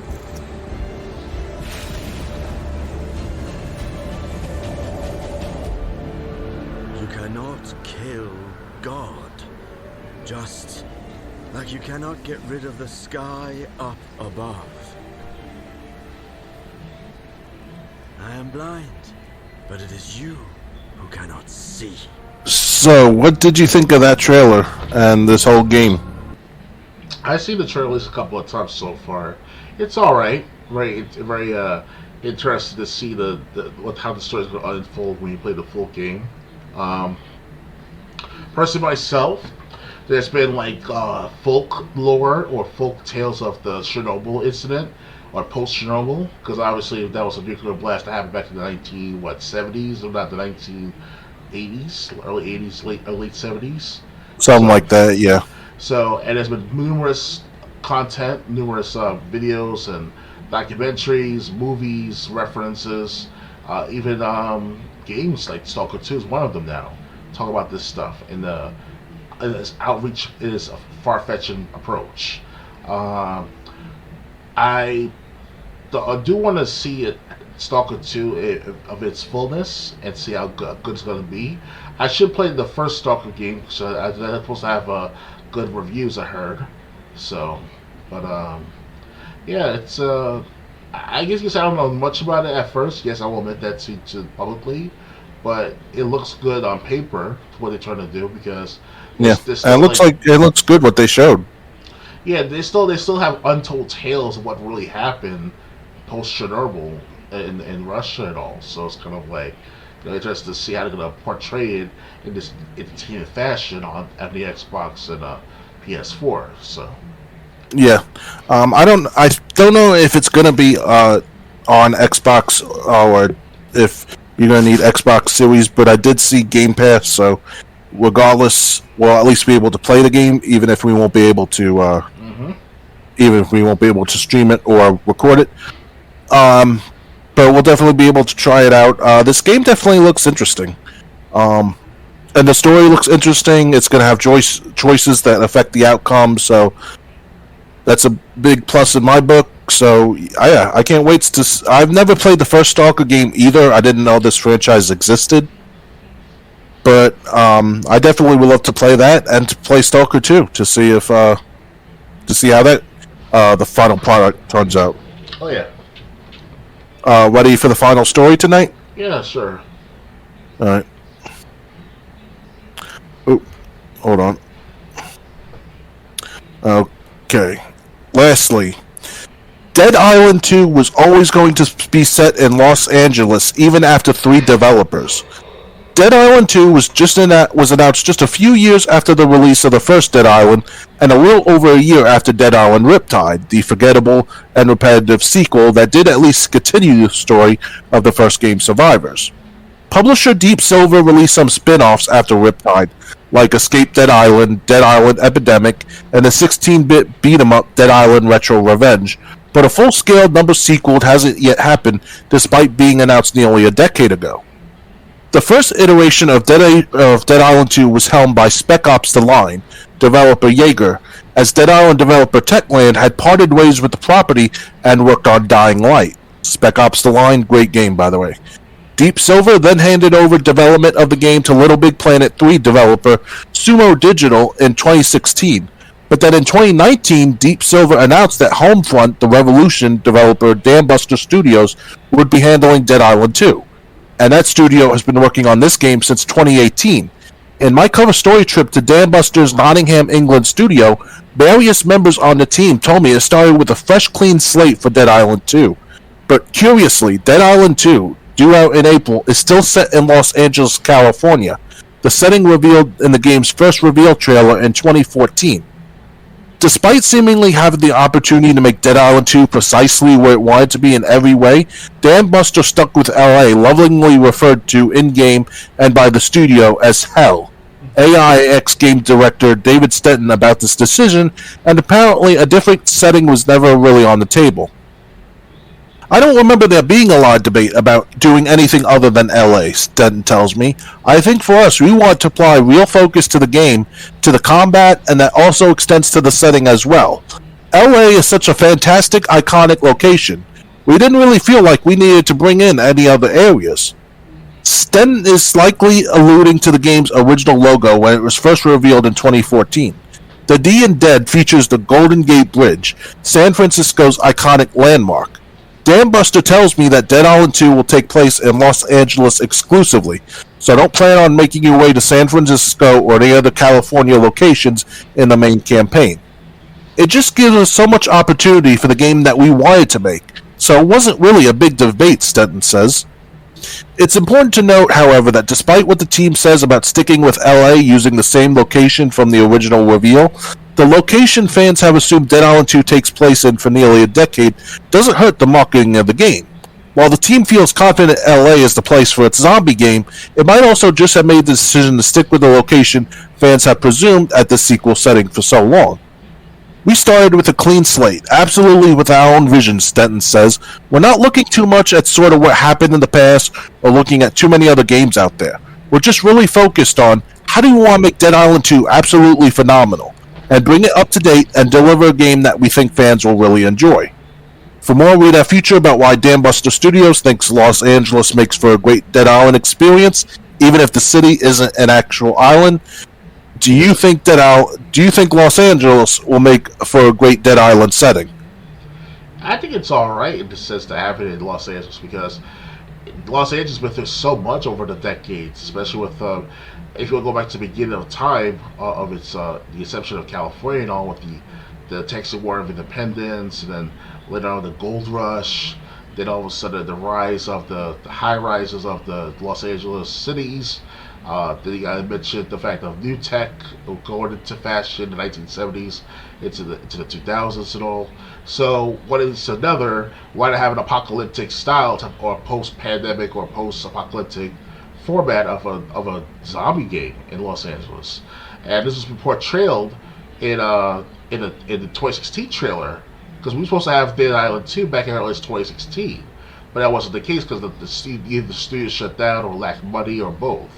And start the project from scratch to who reacquired the rights to Dead Island 2. So it's going to be interesting to see how good this game will be. I played the first Dead Island many years ago, back in 2018 when I was on the Game Pass, and I bought it for about $3-5 at the most for a basic copy of Dead Island 1, and it was alright to play still to this day. I wish... I'm hearing fireworks outside. But yeah, it's interesting to see that this is going to be interesting twist of events in my perspective of what happened with the previous game, because that's what was supposed to happen. Like, supposed to be a continuation of the apocalypse of zombies. So yeah, I really don't. I never played Dead Island. It just was a game that got past me. I never played any of these spin-offs either, Riptide or Escape from Dead Island or Retro Rampage or Retro Revenge, whichever the retro one was. But Dead Island 2, I guess my answer is going to be kind of cynical, kind of mean, but with the way California is, really any California city would work. With the mayhem that's going on there, I think zombies would actually help current day California, but I digress. Yeah, so I think like any city like California, like LA, New York City, any big city, I think is the perfect. Even if it's not an island, just make it cut off like where the if you want to make it cut like where that city you choose is basically cut off like an island. Have the exits barricaded by like army or something. Oh yeah, and California, specifically Los Angeles, California, is supposed to be the city of angels. So I guess you could say that zombies like these fallen angels and trying to pry into the city and shit, trying to take over stuff. So that's what I look at Los Angeles now, if not at least that aspect of Dead Island. And Los Angeles has been going through a lot. That have a homeless problem for the last 10 years now. And hopefully they'll try to turn that homeless population to this zombie horde, in a sense, and see if we can get some money out of it. Yeah, so Dead Island 2 again. It's supposed to come out in that was another. I don't know if you heard that firework. They got fireworks going off like bazookas. No, I was taking my dog out a few hours ago, and like this big firework goes off, and my dog was basically trying to run for cover, because the fireworks scared him to death. Again, I don't know why you have to set fireworks off on New Year's Eve. It's not 4th of July. That was a few months ago. Good thing I didn't have a bullhorn or a megaphone earlier. I would have said 4th of July was a few months ago. You missed your calendar's a few months off. But anyway, back to Dead Island 2, which is supposed to come out in April. It's just a few months away. Yeah, but if it's anything like the first game, it's probably going to be really successful like the first game was. Oh yeah. So I really don't. As far as LA, I really never cared about LA. I never lived in LA. Although I did live in California at one point when I was too young to really remember it. Mm-hmm. So I guess it will be nice as long as we do see some LA landmarks. That's the only thing I want. That's the only thing I would really care about. We see something in LA that's like really in LA, whether it's like specific buildings or a bridge, something that people would recognize. That's all I care about. You got anything else to add? No, I'm good for the time being with Dead Island 2 for the time. Hopefully we'll see more and more trailers coming out for the next few months. Because I think it's supposed to come out sometime this year, right? 2023. April. Right? April, okay. So we got another... Should they show... Most of them want to show one more trailer and take it from there and see what happens, so... Yeah. Alright, so I hope you guys enjoyed this. This was the Let's Discuss Gaming podcast. We do plan to be back in 2 weeks, which will be January 14th. Again, Saturday at 9 p.m. Eastern. I hope everyone has a happy new year. The next time I'll be streaming again is Tuesday night around 10 p.m. Eastern. Subscribe to me on BitChute, which is in the About Me section of my Twitch profile. I do have... I am supposed to get another NWA video up in Total Extreme Wrestling 2020. Really nothing happens here around New Year's Day. It's just really a day, so I'll probably be doing that, recording that, and try to get it up sometime tomorrow. Do you have any plans for tomorrow? Not necessarily. This is my last day of my vacation, though, from school, so after January 1st, I'm back to school doing my studies. Hopefully, I can do one more recording before Monday and take it from there. Right now, I'm just relax and continue on with our projects as always. With this podcast and all. Personally, myself, guys, I was trying to upload, like I said, as always, once a week, at least of video game playing, of random videos, of random video games, depends on what's my schedule like. Please check out my other videos I record over the months. That you might be missed out, like how I reacted to some games like that of High on Life or Prince of Persia, things of that matter. So, yeah, that's all I got to say. Alright, so just before we go, what game you plan to stream to record tomorrow, or is it still up in the air? I'm not sure yet because my TV stand is broken. Like I put some pressure on it while I move the TV about, and the stand of it broke off, so I can't hold it properly. So I have to wait until I get a new TV or some special glue. And I've been using this glue called Gorilla Glue on the batter, but it's not working well. So I might have to get a brand new TV altogether for the batter. So it's going to be a few days. But I should be able to do some sort of record on my computer. I'm still trying to work out the kinks of it, if you want to call it like that, where I can record at full footage, but it's only a matter of time, so... No big deal. Okay, so do you think you'll definitely be able to record tomorrow, or is it? I don't know, to be honest with myself. I thought I could today, but not really. So. Okay. Well, anyway, I hope everyone has a happy New Year. Follow me on Twitch if you enjoyed this. Like I said, I'll be back Tuesday. I'm not sure what game I'll be streaming then. Until next time, good night, everyone. Happy New Year, guys. Bye.